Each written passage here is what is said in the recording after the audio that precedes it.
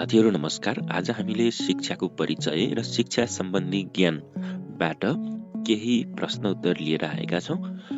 भिडियोलाई अन्तिमसम्म हेरेर साथ दिनुहोला।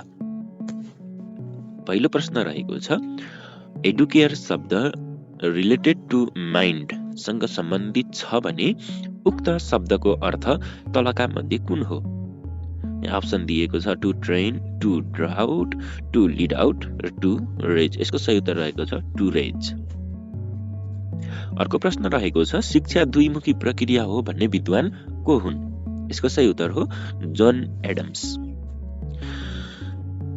अर्को प्रश्न, शिक्षा जीवन हो, जीवन भनेको वृद्धि हो, त्यसैले शिक्षा भनेको वृद्धि हो। यो भनाइ कसको हो?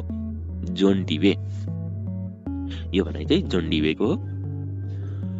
मेरो संस्कृति मेरो पहिचान भन्ने भावना शिक्षाको कुन कार्यले गर्दछ?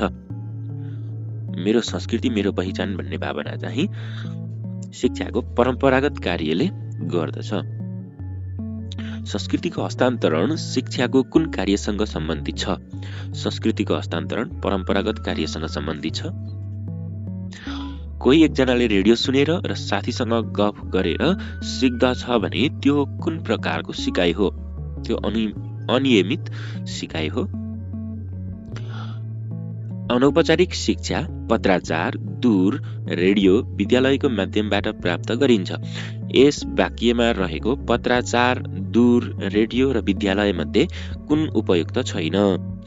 र यहाँ चाहिँ विद्यालय चाहिँ उपयुक्त छैन, किनभने विद्यालयमा औपचारिक शिक्षा लिइन्छ। जनताले राजी खुसीसँग दिएको चन्दा लिन हुन्छ। यो भनाइ कसको हो? यो भनाइ जुद्ध शमशेरले भनेका थिए। नेपालका प्रथम शिक्षा मन्त्री को थिए? यसको सही उत्तर हो नृपजङ राणा। निशुल्क प्राथमिक शिक्षाको घोषणा कहिले भएको थियो? विक्रम सम्वत 2031 फागुन 12 गते। लाइब्रेरी पर्व कुन प्रधानमन्त्रीको पालामा भएको थियो? लाइब्रेरी पर्व भीम शमशेरको पालामा भएको थियो। नेपालीका लागि लासामा कहिले पाठशालाको व्यवस्था भयो? विक्रम सम्वत 1931 मा चाहिँ नेपालीका लागि लासामा पनि पाठशाला खोलिएको थियो। नेपालको पहिलो सरकारी स्तरमा खुलेको संस्कृत पाठशाला कुन हो? यसको सही उत्तर हो रानीपोखरी संस्कृत पाठशाला। विक्रम सम्वत 1934 सालमा यो खोलिएको थियो। नेपालमा शिक्षा नामक प्रतिवेदनमा कति परिच्छेद रहेका छन्? नेपालमा शिक्षा नामक प्रतिवेदनमा 20 परिच्छेद रहेका छन्। आधार शिक्षा बन्द हुनुको मुख्य कारण के हो? आधार शिक्षा चाहिँ बन्द हुनुको मुख्य कारण दक्ष शिक्षकको अभाव हुनु रहेको थियो। पूर्ण जीवनको तयारी नै शिक्षा हो। यो भनाइ कसको हो? यो भनाइ चाहिँ हार्बर्ट स्पेन्सरको हो।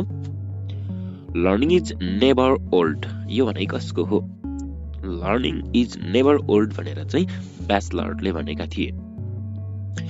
प्रकृतिवादका अनुसार शिक्षाका 3वटा आधारभूत तत्त्वहरू के हुन्? प्रकृतिवादका अनुसार चाहिँ 3वटा तत्त्वहरू भनेको प्रकृति, मानिस र वस्तुहरू रहेको थियो। Nature, man and objects. नागरिक ज्ञान प्रदान गर्नु शिक्षाको कस्तो लक्ष्य हो? नागरिक ज्ञान प्रदान गर्नु चाहिँ शिक्षाका सामाजिक लक्ष्य हो। आधारभूत शिक्षा कति वर्षको हुन्छ? आधारभूत शिक्षा चाहिँ प्रारम्भिक बाल विकासदेखि कक्षा 8 सम्म गरी जम्मा 9 वर्षको हुन्छ। तर आधारभूत तह भनेमा चाहिँ कति हुन्छ त? कक्षा 1 देखि कक्षा 8 सम्म गरी जम्मा 8 वर्षको मात्र हुन्छ है त। देश प्रेम एवं राष्ट्रिय एकताको भावनाको विकास कुन तहको सक्षमता हो? यो आधारभूत तह कक्षा 6-8 को सक्षमता हो।